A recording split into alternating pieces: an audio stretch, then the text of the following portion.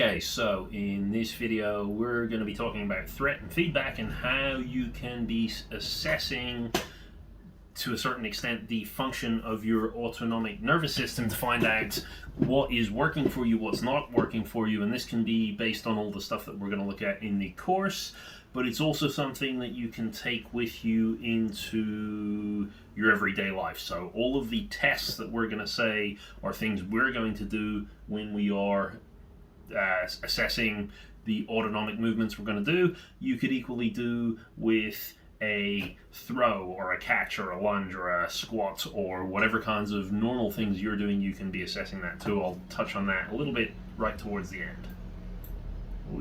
So first thing we need to talk about when it comes to threat is the idea of survival. So we've mentioned a couple of times now, the brain, just like all the other organs in your body, are biased towards surviving than they are towards thriving. It's always better for the brain to assume what if the worst happens. So in order to do that, and the method, I guess, throughout evolution that has proved to work the best is what we've got below. So number one is always conserve the maximum energy.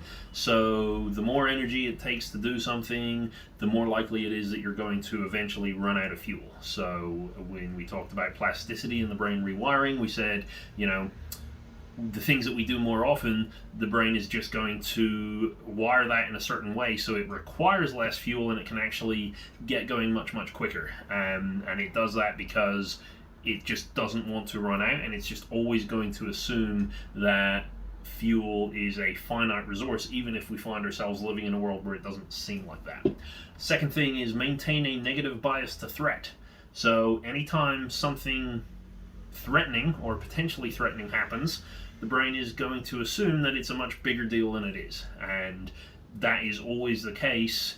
Even if we can improve on those margins, our brain is always having a slightly more negative bias to everything we encounter than it actually justifiably needs to be, okay? And in a circumstance where the brain is not sure whether something is threatening or not, then it is more likely, unless there's overwhelming evidence to suggest it should do otherwise, it's more likely to assume that that thing is threatening than not threatening. And that is why most new experiences we tend not to enjoy. And the older we get, the more rigid our neural pathways have become, the more likely it is that we're going to actively try and avoid new experiences, whereas for an infant who actually is in more danger if they don't learn new things is going to be much more curious about the world. Number three, escape threats to survival by any means necessary. So we're going to be talking about some of the systems. Well, mainly we're going to be talking about dopamine and how it gets you to get really good at learning stuff, but the other thing that it wants to do is get you really good at getting away from bad things and to put all of your resources into that escape, much more than, again, is necessary. And then the final one is learn to adapt to tolerable threats. So that's the bit that we want. We want any kind of new information, given we've got a negative bias to threat, any kind of new thing that we experience, whether that be a different kind of tiger you've never seen before, or the opportunity to learn the guitar, is in some way a threat, okay? For the guitar, tiger example is obvious. Guitar example, you're going to potentially cause damage to the tissue and you're callousing your fingers. You are potentially going to deal with social pressures if everybody laughs at you. There's loads of reasons why your brain would consider going and wasting your energy on doing this new thing to be a threat, especially when there are credible actual threats always associated with it. And if you think you can find something that doesn't have a threat associated with it, social threats are usually a pretty good way to go when you're learning something new. Very good chance you're worried what other people will think of you when they see you doing that. Social threats are around all the time, and humans as social animals place a really high value on that. So our brain always wants to survive. Now, the general idea, what we've got when we're talking about threat and actually getting feedback on how our body is dealing with threat, this is what we need to take into account. The brain must constantly assess levels of threat in both the environment and from the body to make a judgment about our safety during movement. That should sound quite a lot like what we talked about the autonomic nervous system, and that is because the level of threat is decided by the autonomic nervous system. So it's pretty much summarizing what we talked about up till now. These unconscious parts of your brain are taking in all the information and trying to figure out how safe this is. The safer the brain determines that everything is, the lower the level of the overall threat, the more likely the brain is going to let you move freely. Okay, so it will not it'll be happy for you to actively go and choose what you want to do and engage with the guitar playing or the tiger wrestling or whatever it is you want to do if it's satisfied with the overall level of safety of the environment. And if it's the other way around, if the levels of threat are too much, then it's going to say, well, actually, I don't want you to have control over your movement, and everything's going to go reflexive like we talked about in the previous lesson. So here's basically what that looks like. You're probably familiar with both of these little charts, but let's go through it anyway. So we got the comfort zone, optimal performance zone, and danger zone. And what everybody says is if you want to be learning, you don't want to be in this comfort zone. That's the stuff that is not triggering your brain for neural plasticity. So when we talked about plasticity, we said the stimulus has to be right. We need enough fuel, we need enough stimulus, we need actual focus and attention on what you're doing. In the comfort zone, all of those things are not there. You're not willing to put all of your focus there because it just doesn't require it. You can perform those tasks or experience those things quite easily. You're in the intensity of those stimulus, they're things that your brain can tolerate and manage so easily and so well that it doesn't consider it worth engaging with. Then when we get to the optimal performance zone, this is where the intensity has got just enough that your brain says, oh man, this could be a real problem. If I face this day in and day out, or if I face this, if it's a really intense stimulus, if I ever have to face this again, I don't fancy my chances every single time. What if my resources, what if my fuel resources are worse? What if I'm injured? What if, X, Y, and Z happens? And so it says, you know what? We need to figure this stuff out, and we need to learn and just work out what's going on here so that we can deal with it better the next time we experience it. And then when we go further out, then eventually things are going to get even more intense. So the stimulus is way bigger, or there's just way more of it, and that's when we get into this danger zone. And what the brain says there is, I do not want to deal with this again. It doesn't matter what the scenario is. If we see this, we're going to run, and we're going to figure out how to get out of this situation. And all we need to take away from this is there is a zone of intensity for every single person that is optimal for learning. There's a zone of intensity that is optimal for your brain trying to escape, and that is not going to be a good thing for you if you want to have control over your movement. And then there's also a zone where nothing really matters. Okay, now this is kind of a flat image of that, but this optimal performance zone, when it comes to the intensity, looks more like the graph on the right. So there's a certain stimulus, there's a certain threshold at which the intensity of an exercise goes from the comfort zone, that's it doesn't faze you. Once it hits a certain threshold, then you're in the optimal performance zone. And if you add a little bit more of that stimulus, then your brain's attention and interest in that, your brain's interest in learning from it is going to increase. And if you add a bit more, it's going to increase again and increase again. And then you hit a kind of peak level where you've got the maximum interest from the brain based on the intensity of the stimulus. And then once you get past this maximum, Now you're getting to a point where the brain is starting to realize, oh man, okay, we could be in a bit of trouble here. It's still interested, it's still focused, it still feels capable of dealing with the problem, but it's starting to realize that the intensity level is going to be a little bit more unsustainable. And that, as you keep on increasing the stimulus, is going to be mean that the actual learning we get from it is going to go down and down and down and down. So once we get to this other threshold, that's when we're moving into the danger zone, and now at this point it has no interest in learning whatsoever. So what we can learn from this is, you might find a good stimulus, and you might find, let's say, that it helps to improve your strength or your flexibility, or maybe just something specific to your sport, like your throw gets a little faster. Now, if your throw increases by 5%, how do you know that? First of all, how do you know where you are on this chart? And you probably can't know from one reading. Secondly, if you know that 5% is roughly at this point, how do you know if you're on this end or this end of the scale? You could be on either end, and you could have gone past the optimal, and now you're using up a lot of energy to achieve the same thing that you could have achieved on the other side of the graph. Or if you just lifted or lowered the stimulus by the right amount, you would be getting the most possible gains for the exercise that you're doing. Now, that's kind of the really precise and specific way that we can look about doing threat and assessment, and just trying to figure out, there is going, for everybody, going to be some kind of optimal amount of reps and intensity for every single exercise that we do.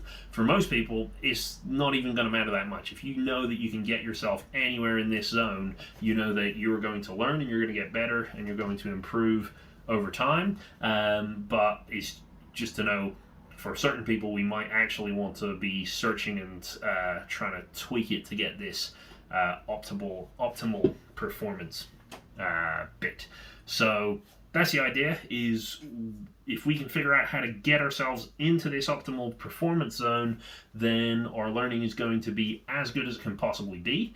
That, combined with everything we've learned about the autonomic nervous system, if we can figure out how to get the autonomic system to learn as well as it possibly can, we know we're affecting that 95% of all of the brain cells that are doing most of the work all the time. So we should be able to see pretty huge changes when it comes to how we engage with our real life. But the same is also true for the volitional stuff, for the conscious stuff. Like, learning the guitar, playing your sport. If you can find that optimal arousal, even though the volitional stuff is only counting for 5% of all the stuff that's going on, you can still be seeing the improvements much, much quicker. Okay, so when it comes to learning, we need to understand, how does the brain actually go about learning at all. And the way that it does this is through this little molecule called dopamine. Now, I find it quite interesting, because when I started learning about the brain, when I started learning about neuroscience, dopamine would always come up in relation to drug addiction. That was like the big thing where, anyone who's heard of dopamine, you're like, oh cool, you've either been addicted to drugs or you've researched it, you've read about it. That's where everybody would talk about dopamine as a molecule and what it does, and it got kind of given the nickname of the molecule of reward. Nowadays, pretty much everybody is familiar with it, because we throw it around with mobile phone usage a lot, and all of the other things of the modern world. Everything gives us dopamine, and it makes it sound like it's like the new sugar, like that thing that we need to get rid of and we need to vilify, because everybody has too much of it and we need to be having less and less. That is absolutely not true. That's not the way that we should be looking at it, and actually much similar to sugar as well. But with dopamine, rather than thinking of it as the molecule of reward, as in when you get good things, your body releases dopamine to make you feel nice or whatever, it's actually a little bit earlier in the chain that dopamine gets released. So dopamine is released in anticipation of reward. That means when your brain thinks you're about to get something good, and that can be good because it's actually good and healthy and good for your learning, or in the case of something like cocaine, it could be that it's triggering all the circuitry that makes your brain think that it's good. So it could be a positive or negative thing, but when the brain thinks something good is about to happen, then dopamine gets released. And the reason for dopamine to be released is it is going to trigger a bunch of things that amplify the learning process. So if your brain thinks, hey, you're about to win this race, then what'll happen is dopamine gets released and you're going to see a slight boost in your movement capacity, because it says, cool, if you get this thing that you want, things are going to be better for you. So don't mess it up. I want you to be stronger, faster, better coordinated, moving better. And it will give you all those things. It will also strengthen your memory so that you can learn. On a smaller example, if you're learning to juggle and your eyes see that the ball is actually going the right way for once and it's about to hit your hand, well, then dopamine gets released and the brain says, cool, if you catch this, it's going to be really good. We're actually going to understand what we're doing, so I'm going to just fire some more energy into the cerebellum, that region we talked about for coordination, to make sure we've got more precise and controlled movement so you can actually catch the ball. And this can be used in both positive and negative circumstances. So the two things, the race and the catching the juggling ball, were examples of positive experiences, but when you're trying to escape from something, so when we go into that danger zone, the brain is also releasing dopamine. Dopamine actually is the precursor to adrenaline. So, when you think of high adrenaline, that comes from a high amount of dopamine. The brain is still releasing the dopamine, but it's doing it in a different way, and we're going to look at that different way in a second. So, in order to optimize learning, the brain releases dopamine. Normally, when we're in that optimal learning zone and the brain is trying to improve everything, we're going to see improvements in strength, range of motion, so like flexibility and stuff is going to improve. Memory, so short-term and long-term. Short-term memory for your focus, it's going to help you have controlled focus over what you're doing. Long-term memory for the fact that it wants you to remember this for future. And that's why it's so problematic in the world of addiction, is that, when dopamine fires, that it memorizes all of the circumstances and everything that happened the last time. And so that's when you get the trigger for immediately wanting more, because you saw an image or you heard a sound that was similar to what happened before. Things like immune function, so like pretty much anything that is around keeping you safe and just improving the internal state of the body is going to be activated a little bit harder, just to make sure nothing can mess up the experience of achieving this thing. And then we got balance and coordination, so that's the cerebellum that we were talking about. It's just going to wake up a little bit more, take a bit more of an active control over our movement, and that's probably the reason why we see the improvements in strength and range. So dopamine does all of these wonderful things. However, when we get to that danger zone, when the perceived levels of threat are too high, the body uses dopamine to escape the situation rather than engage with it. So that's why we're saying this threshold is good. Anything below it, even though our gains are minimal, our brain's still like, yeah, this is going to be good for us to learn, because next time we're going to be able to deal with it better, and maybe it might be closer to our comfort zone. But then there's a certain amount where it's just like there's just too much information coming in, there's too much on the line, we don't want to deal with this anymore, and what's going to happen is the brain's going to release dopamine. It's going to give similar effects. The big difference is that it will prioritize acting quickly without so much feedback. So when we think of range of motion and strength, we might still have those. We might have more strength, but it will be less coordinated. So we're more likely to see tissue damage happening after. Range of motion, a lot of the time, will stiffen up. The brain is just going to try and protect all of our organs. We'll see our neck tense up, and we'll see actually we can't move quite as far. Our coordination is going to be a lot worse because, again, we can move fast, but we just don't get the feedback. So if it's a fast tapping exercise, we might find we can still go just as fast, but it's all over the place. And the reason for that is the brain is just looking for the way out. It just says, do whatever you need to do, and then when you're out, the dopamine is going to figure out, how did you escape? Okay, so if it's going to memorize everything. So if you start hyperventilating and running away, even though you know that that's not, let's say, the better breathing pattern to have, when you get into a similar intense experience again, the brain is going to say, well, we remember, thanks to the dopamine, that hyperventilation happened last time and we survived, so we're going to make you hyperventilate. For a lot of people, when they're in chronic pain, the pain actually comes as a survival thing. You say, you move your shoulder, we remember it was really bad that one time you did it, we've remembered that you need pain in this shoulder, and because the dopamine has really strongly strengthened this stimulus, we now associate pain every time we move, even though there might not be anything wrong at the site anymore.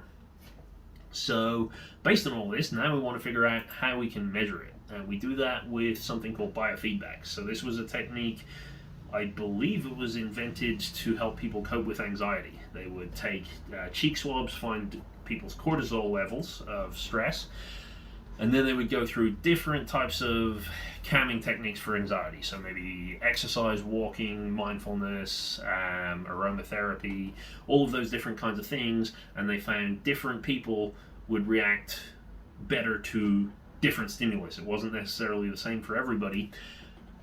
And the test that they would use is, you would measure the stress levels, you would give them one of these calming techniques like mindfulness, and then you would measure the cortisol levels again, and whichever one made your cortisol levels drop the most was the exercise that you were going to take away and do. So that's exactly what we want to try and do, because we know that if our movement improves, then it's a good chance that we are in this optimal learning zone, especially if we see it noticeably improve. That's a very good sign. If our movement gets considerably worse, then that's a good sign that we're not getting this kind of feedback from the body, so our coordination systems and stuff are not working quite so well. So that's a good sign that actually we're under a lot of threat. And if we are doing any kind of movements, and if we were to reassess, nothing is happening, then that's a good sign that we're in that comfort zone. Now, obviously, cortisol is quite difficult to measure without some fancy lab equipment. So we've got these 7 things that we think are the better ones to have a look at. So number 1 would be balance. If you see your balance significantly improve after trying some of our exercises, or as I said, trying any of your other sports drills or daily life habits, if you try it and then test your balance before and then after, and your balance has improved, it's a good chance you're in that comfort zone with whatever it is you've just done. If the balance gets considerably worse, good chance you're in the danger zone. The same for range of motion. So range of motion and flexibility are 2 things that you could test. Strength, obviously, with strength, if you're doing something that is at the maximum level of your strength, like your PB deadlift, you're probably not going to be able to do a whole load of those. So testing your strength in something that is medium level, that you could repeat time and time again, but you would be able to notice whether it feels easier, would be a pretty good example of something you could measure. Coordination, so lots of kind of tapping tests that we'll go through with you, or just any kind of coordinated task. If it gets easier, smoother, then that's a good sign. Where versus against. Controlled focus, so actually being able to try any kind of task that involves ignoring distractions, or have people try to distract you while you try to remember things. That's usually more of a sport specific type thing. If there's stuff where you're struggling with concentration, is just worth knowing. You can use that, and if you see that you're able to focus better, that can be a good indicator as well. Then we go up peripheral vision. So this is one that's more in extreme cases, but if we go quite far into that danger zone, we're going to see our peripheral vision come way in. So if you start moving your fingers and just seeing, how far can you bring your arms out and be aware of that movement. For anyone who is highly stressed, they're going to find that from before and after, the test is going to get much worse. That one I usually use when it's people doing like HIIT workouts and things like that, where they're working very hard, and there's a good chance that we're going to find ourselves in the danger zone anyway, no matter what we do. So stuff like CrossFit, people seem to really love getting themselves into that highly stressed state. Well, if peripheral vision starts to tank, that would absolutely be a sign for me that we've gone way too far. On the other hand, for older clients, anyone with compromised peripheral vision, if you were to see that you can actually go a little bit further, that would be a pretty good test. And then the one everyone loves, pain tolerance. If your pain tolerance improves, you're actually able to move into further range without pain in an area that was previously more painful than that, then that is a good sign again that we're into that learning zone. So those are the 7 things. If they improve, that's a good sign we're into the learning zone. If they get worse, we're more likely into the danger zone. If nothing happens, it's very likely that we're in the comfort zone. And it should be pretty self-evident then with all of this stuff. Any drill that you do, let's say it's circling your eyes, if you find that that is putting you into the danger zone, you test one of these things, you do the eye circle, you test it again and it tests worse, then that's indicating something. That's your brain is not enjoying that thing. And is it likely that if you're having to track something that's moving around your field of vision in real life, that actually, given that everything else that's going on at the same time, is likely the threat levels are going to be much higher? And I think we can see that's pretty likely. Or if you're doing it and nothing's happening, then it's a good sign that you could layer loads of things on top. So maybe that eye circle you could be doing while you're balancing on one foot, or maybe you could do it while you're throwing and catching something, or doing arithmetic. See what kinds of other things can you layer on top until it pushes you into the learning zone. So the whole idea is just basically test everything, find out what makes you better, find out what makes you worse. Once you know, anything you find that produces positive feedback, those are the things you want to be doing all the time. Okay, and in the example I just gave, you could try all of the exercises we have at face value and just go through all of them and then write down the ones that are producing positive feedback for you, because when you're doing those drills, your brain is enjoying it, it's learning from it, and you'll probably find, even if there was other ones that had negative symptoms attached, maybe once you've trained these ones to work a little bit more positively, you actually reduce some of the other negative stimuli. On the other hand, if you do a test and you see negative feedback happening, that one definitely should be noted down.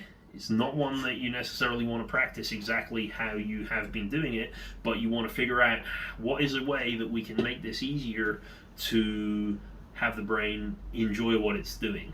And again, you can do this with all of our drills, but in all of your own training, if you have like one little coordination test or one little range of motion exercise that you can always be constantly retesting and find out what bits of your training actually make you go into that danger zone, write those bits down and figure out, well, what can I do to break this down, make it a bit simpler, make it a bit nicer for my brain to digest, and then you're probably going to find a more positive learning experience associated with that.